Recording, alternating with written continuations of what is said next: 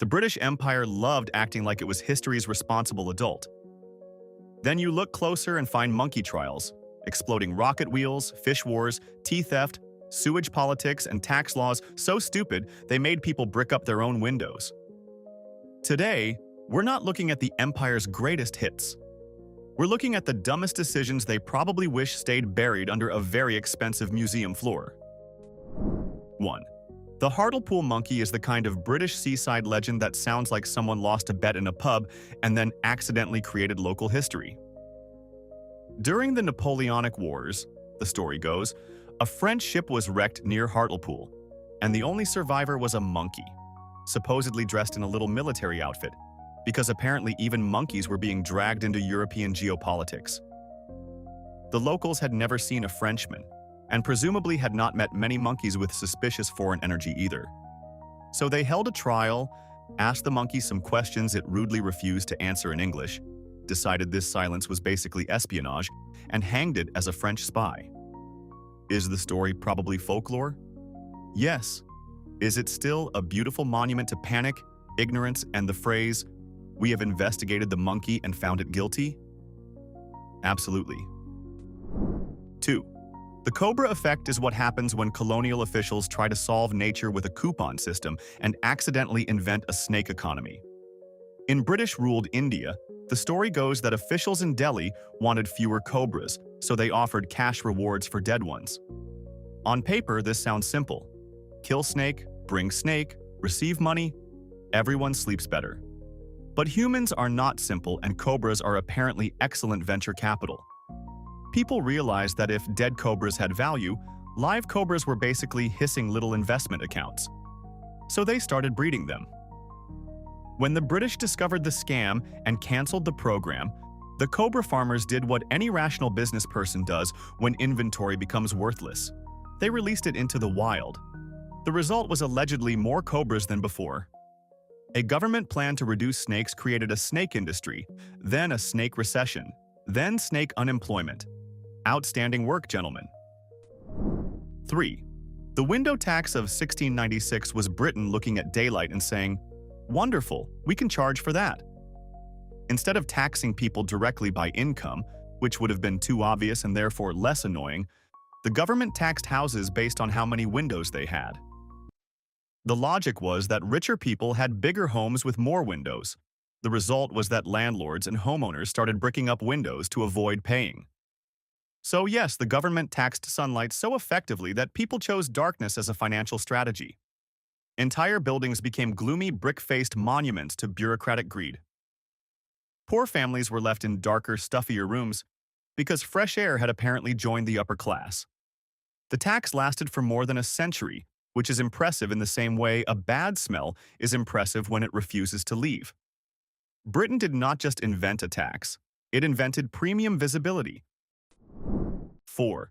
The Great Panjandrum was a secret British weapon from World War II, and it looked like a giant firework wheel designed by a man who had recently lost an argument with common sense. The plan was to create a huge rocket-powered wheel packed with explosives, roll it across a beach, smash through German defenses, and detonate heroically. In theory, terrifying. In practice, it behaved like a drunk shopping cart full of dynamite. During tests, the rockets fired unevenly, the wheel wobbled, swerved, shed parts, and at one point reportedly chased a British admiral and his dog across the sand. Imagine attending a weapons demonstration and realizing you are now the target. The Germans did not need spies for this. A seagull could have filed the report. Eventually, the project was abandoned because even wartime Britain understood that a bomb wheel with personal ambition was not a reliable military asset. 5. Ornamental hermits were proof that British aristocrats could not simply have a garden. No, they needed a garden with drama, atmosphere, and preferably a confused man living in a fake cave for decorative purposes. In the 18th and early 19th centuries, some wealthy landowners built little grottos or rustic huts on their estates and hired men to live there as hermits. The job description could include growing a long beard, not washing too much, avoiding normal society, and looking meaningfully mysterious when guests wandered past after dinner. This was not spirituality. This was human landscaping. A rich person would point at a damp man in a robe and say, "Observe my melancholy aesthetic," while the poor hermit sat there wondering how badly his career path had collapsed. Today, people buy garden statues. Back then, Britain's upper class looked at a statue and thought, "Could this be more uncomfortable and alive?" 6. Fort Blunder was built because border maps are important, especially when you are building a fort specifically to stop the people on the other side of the border. After the War of 1812, the United States wanted protection against British Canada, so construction began on a fort near Lake Champlain. Strong walls, strategic location, serious military purpose. Then someone checked the geography with the energy of a man opening a bill he already knows is bad. The fort was on the wrong side of the border, not slightly awkward, not move the fence a little. It was in territory that, under the existing boundary, belonged to Britain. So the anti-British fort had accidentally been built where Britain could basically say, "Nice place, we'll take the keys." Work stopped. The project became a national embarrassment, and the site earned its perfect nickname, Fort Blunder. Sometimes history names things with surgical precision. 7. The Great Stink of 1858 was London, discovering that if you dump human waste into a river for long enough, the river eventually files a complaint directly into your nose. For years, the Thames had been receiving sewage, industrial waste, slaughterhouse filth, and whatever else a giant city wanted to pretend was gone because it floated away. Cholera had already killed thousands, but Parliament moved slowly because the suffering was mostly happening outside the velvet comfort zone. Then a hot summer arrived, cooked the river, and turned Westminster into a luxury office beside a boiling toilet. The smell became so powerful that curtains in Parliament were soaked in chloride of lime, just so officials could breathe while doing the job they had avoided doing. Suddenly, money appeared for a modern sewer system. Amazing. The moment politicians had to inhale the consequences, public health became urgent. Democracy, but with weaponized sewage. 8. The Pig War of 1859 is one of those stories that makes you check the title twice because surely major powers would not nearly fight over a pig. And yet, welcome to empire. On San Juan Island, claimed by both Britain and the United States, an American settler shot a pig belonging to the Hudson's Bay Company because it kept eating his potatoes. That should have been a farm dispute, maybe a fine, maybe an angry letter written with dirty hands. Instead, troops arrived, British warships appeared, and two nations stood there acting as if this was about sovereignty and not one extremely disrespectful pig with a potato problem. Nobody wanted to look weak, which is how adults in uniforms often make situations worse. Thankfully, commanders avoided full war. The pig remained the only casualty, proving that one hungry animal came closer to starting a conflict than most diplomats would like to admit. 9. The hat tax of 1784 was Britain's government deciding that the human head had remained untaxed for too long.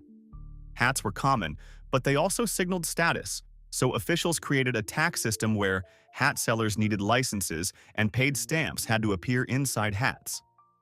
If your hat did not have the proper stamp, congratulations, your skull accessory was now evidence. The richer and fancier the hat, the more taxable it looked, because nothing says social order like inspecting a gentleman's brim for government paperwork. Naturally, people tried to dodge the tax, and makers played naming games by calling certain headwear something else. The government responded by expanding definitions, because once bureaucracy smells money, even a bonnet starts looking suspicious. Imagine being fined not for smuggling, not for treason, but because your hat was not spiritually aligned with the treasury. Peak empire, fashion police with tax forms. 10. Project Habakkuk was Britain's plan to build an aircraft carrier out of ice and sawdust, which sounds ridiculous until you realize it was seriously studied by serious people during World War II. The idea used a material called pykrete, made from wood pulp and ice, which was much stronger and slower to melt than ordinary ice. The proposed ship would be enormous, hard to sink, and useful in the Atlantic, where Allied convoys needed air cover.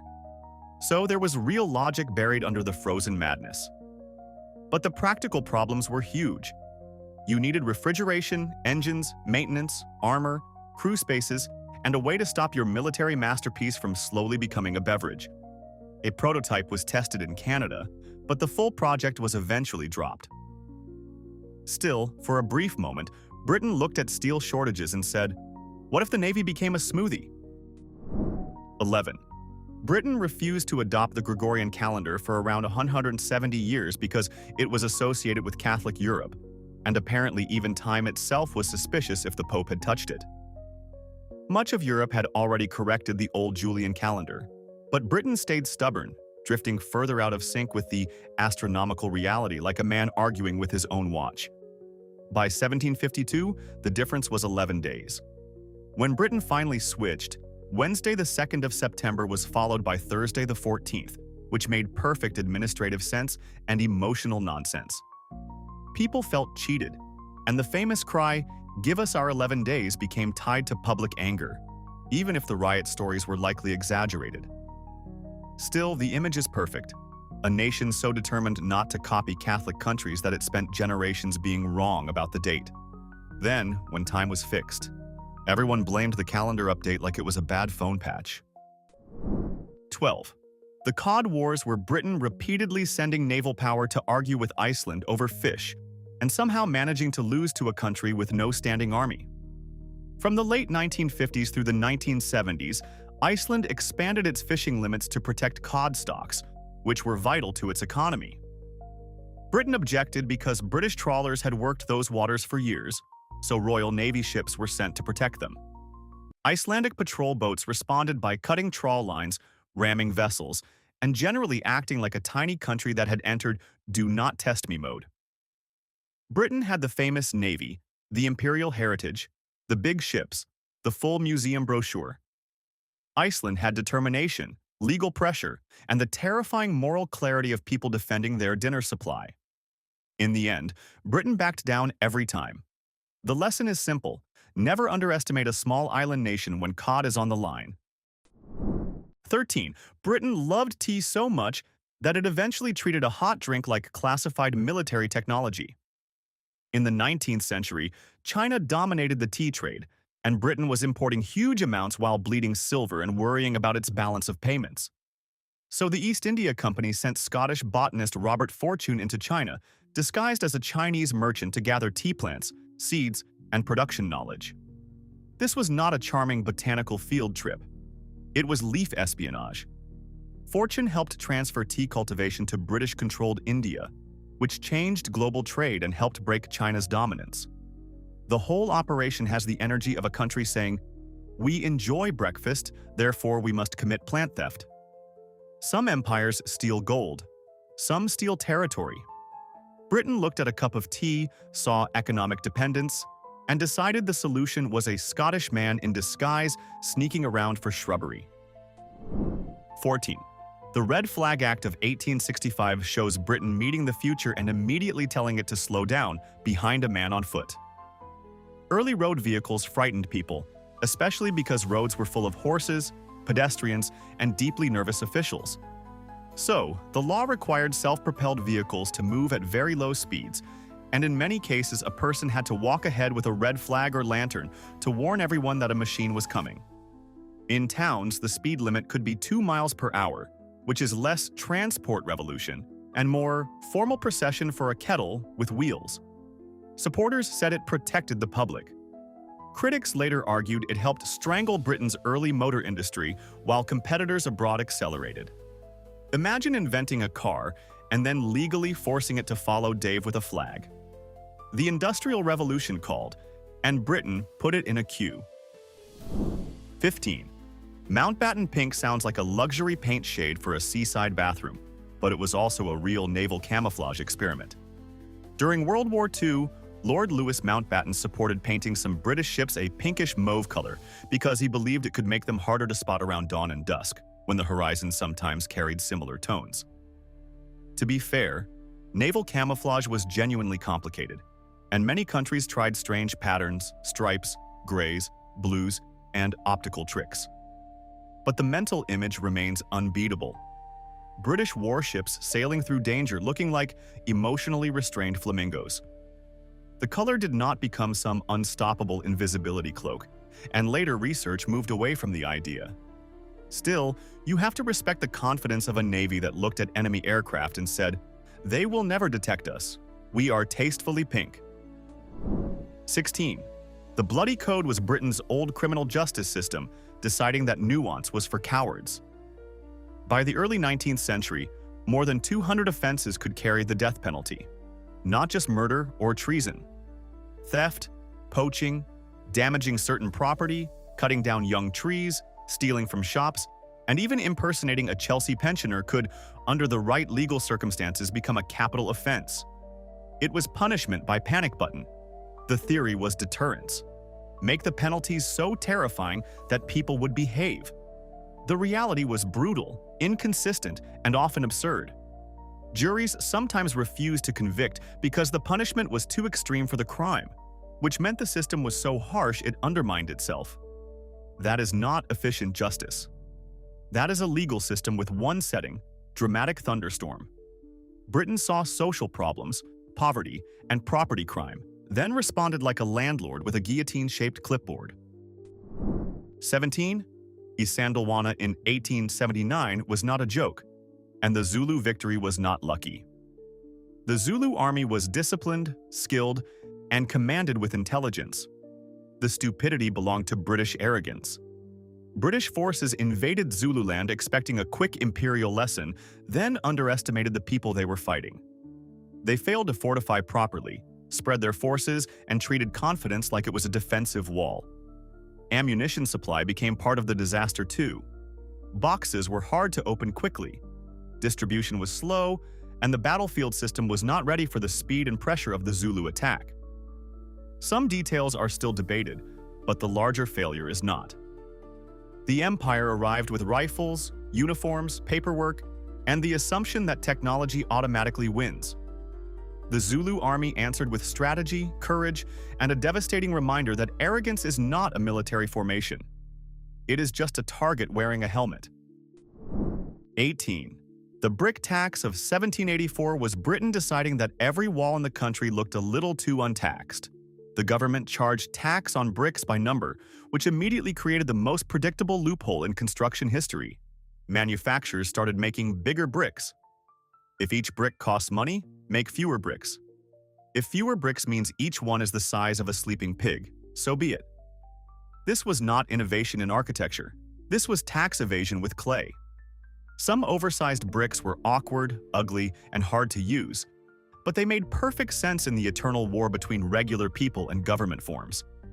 Eventually, officials adjusted the rules to deal with size and volume because bureaucracy always returns for round two. Britain tried to tax brick counts and accidentally encouraged monster bricks. It is rare for a tax policy to be defeated by geometry, but here we are. 19. Trading Manhattan for nutmeg sounds insane today because Manhattan became one of the most valuable places on Earth, while nutmeg became the thing you buy once and forget exists until December.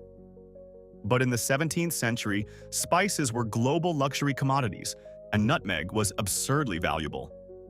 The tiny Banda island of Run, where nutmeg grew, mattered to European trade powers in a way that feels almost impossible now. After conflict between England and the Dutch Republic, the 1667 Treaty of Breda helped settle competing claims. The Dutch kept Run, while the English kept New Netherland, including Manhattan. So the simplified version says Manhattan was traded for nutmeg. The funny part is that, at the time, the Spice Island did not look like a joke. It looked like money. History's punchline arrived later, when Manhattan became New York and nutmeg became something your aunt sprinkles on eggnog like it owns property. 20. The Gibraltar macaques may be the only monkeys in history to receive strategic importance because of a superstition with excellent public relations. A legend said that as long as the macaques remained on the Rock of Gibraltar, Britain would keep Gibraltar. During World War II, their numbers dropped, and Winston Churchill took it seriously enough to order that the population be maintained. The animals were supplied with food and protected, because apparently the empire's survival depended not only on fleets, codebreakers, and artillery, but also on making sure a group of monkeys did not move out. While soldiers were rationing, fighting, and living through a global war, These macaques became furry symbols of imperial destiny. It is funny, but also deeply revealing. Britain loved maps, flags, and naval power, yet still made room for "please feed the monkeys" or the prophecy gets awkward. 21. The Luddite movement gets unfairly reduced to "angry idiots hated machines," which is convenient if you do not want to talk about wages, exploitation, and industrial chaos. The Luddites were skilled textile workers watching new machinery and factory systems destroy their livelihoods while owners got richer and communities were squeezed. Some responded by smashing machines, not because they were allergic to technology, but because those machines represented a whole economic system crushing them. The British government reacted with soldiers, spies, harsh laws, and capital punishment for machine breaking. At times, the domestic military response was enormous, especially considering Britain was also fighting Napoleon. That is the imperial reflex in miniature. Workers complain that their lives are being wrecked, and the state answers by protecting the equipment. Britain heard, "We cannot survive," and replied, "Have you considered not touching the machines?" 22. British tea etiquette turned into class warfare so tiny it could fit inside a teacup, which is exactly where Britain prefers its social violence. One old explanation says poorer households poured milk into the cup first because cheaper earthenware might crack if boiling tea hit it directly. Wealthier people, using stronger porcelain, could pour hot tea first and add milk later, which turned beverage order into a miniature status symbol. Historians can debate how universal that rule really was, and modern tea experts will argue about flavor, heat, and tradition until everyone involved needs a stronger drink. But the class symbolism survived because it feels painfully accurate, judging someone not by honesty, kindness, or intelligence, but by the sequence of liquids in a cup. Somewhere in a drawing room, a rich person saw milk first and thought, "Good heavens, the lower orders are hydrating again." 23. Britain spent centuries using privateers when it was convenient, then acted shocked when trained sea raiders did not instantly become peaceful fishermen after the paperwork expired. Privateering was basically government-approved piracy. Captains received letters allowing them to attack enemy shipping during wartime, especially against Spanish, French, or other rival vessels. For Britain, this was useful. Cheap naval pressure, deniable aggression, and prizes that made investors happy. The problem was that once you teach ambitious men that robbery at sea can be patriotic, some of them keep doing it after the war ends. Many pirates came from backgrounds in privateering or wartime raiding, and Britain later spent huge effort suppressing the kind of maritime violence it had helped normalize. It is like training wolves, putting them in uniforms, canceling the wolf department, and then acting personally offended when sheep continue disappearing. 24. When British surveyors first calculated Mount Everest's height, the result reportedly came out at exactly 29,000 feet.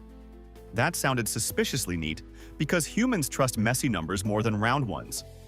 If someone says a mountain is exactly 29,000 feet, people imagine a man squinting at it, shrugging, and saying, "Looks about 29,000, write that down." So the official figure became 29,002 feet, giving it that delicious flavor of precision. The story has legendary edges, but it captures something very real about Victorian measurement culture. The British Empire loved surveys, maps, tables, measurements, labels, and official numbers with the intensity of a man alphabetizing soup. Even the tallest mountain on Earth apparently needed branding. The Empire did not just measure the world, it made sure the measurement looked measured enough to impress other men with notebooks. 25. The charge of the Light Brigade in 1854 was tragic for the soldiers and humiliating for the command structure that sent them into disaster. During the Crimean War, a vague order, confused communication, poor battlefield visibility, and rivalry among commanders combined into one of history's most famous military mistakes. British light cavalry advanced down a valley under Russian fire from multiple sides, attacking the wrong target and suffering heavy casualties. The men showed extraordinary courage, but courage was being used to pay the bill for someone else's incompetence. Later, poetry turned the charge into legend, because Britain has a special talent for wrapping failure in heroic language until it sounds like a marble statue. But beneath the noble imagery was a simple, brutal truth. Elite cavalry rode into guns because leaders failed to communicate clearly. That is not destiny. That is management failure with bugles. 26.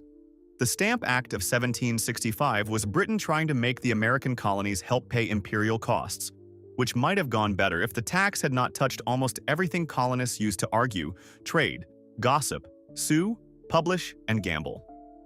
The law required stamped paper for legal documents, newspapers, pamphlets, licenses, playing cards, and dice. That meant it annoyed lawyers, printers, merchants, sailors, tavern crowds, political agitators, and anyone who enjoyed cards and poor decisions. In other words, Britain managed to irritate nearly every social group capable of making noise.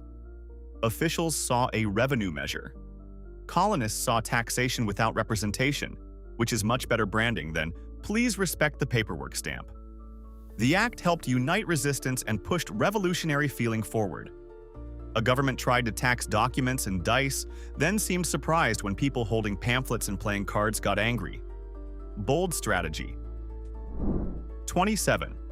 The British Empire looked magnificent on maps, but gunpowder had a less glamorous supply chain.